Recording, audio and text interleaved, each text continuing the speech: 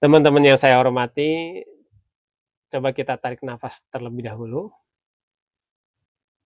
hembuskan perlahan-lahan. Oke, hari ini kita akan membahas sesuatu yang bukan sekedar belajar teori, tapi kita sedang mencoba menyelaraskan diri dengan sesuatu yang jauh lebih besar dari logika. Dan sebelum kita masuk ke inti pembahasan, mari kita jawab dulu satu pertanyaan penting. Mengapa kita membahas ini?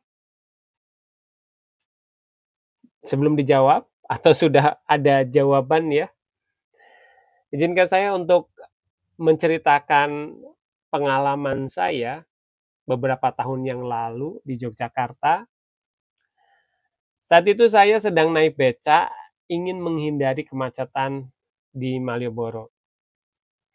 Si tukang beca seorang bapak tua yang tubuhnya sudah agak bungkuk, namun semangatnya luar biasa. Mengayuh becanya dengan tenang di tengah panas dan hiruk-pikuk kota.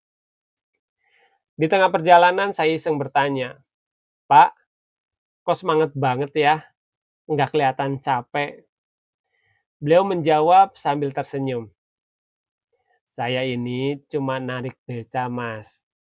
Tapi saya selalu niatkan, setiap orang yang naik beca saya harus sampai dengan selamat, nyaman, dan pulang dengan hati tenang. Itu saja." Saya terdiam, itu jawaban yang luar biasa. Lalu ia melanjutkan, "Saya nggak cari kaya, Mas. Saya nyambungin niat saya sama yang di atas. Rezeki itu ngalir kalau kita bener niatnya." Dan saya sadar, Bapak Beca itu bukan sekedar narik beca ternyata. Ia sedang terhubung dengan kekuatan semesta lewat niat yang tulus. Teman-teman, inilah yang dimaksud Dr. Dyer. Niat bukan sekedar niat pribadi. Niat sejati adalah kekuatan penciptaan semesta. Ia bukan milik kita, tapi melalui kita seperti udara yang tak terlihat, tapi menopang hidup. Niat semesta adalah medan energi spiritual yang menciptakan, menggerakkan, dan menyelaraskan segala sesuatu. Bayangkan, semesta ini seperti satu orkestra besar, kita semua adalah pemain musiknya. Tapi kalau kita ngotot, main sendiri tanpa mendengar alunan utama, hasilnya kacau. Tapi kita menyimak, menyelaraskan, dan memainkan nada sesuai irama semesta.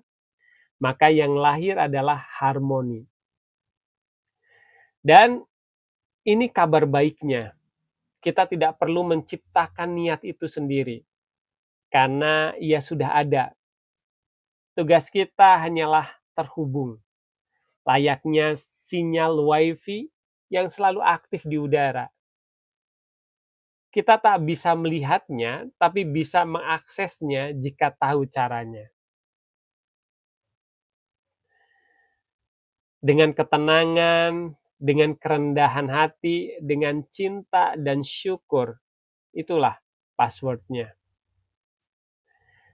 Coba kita lihat para petani di desa.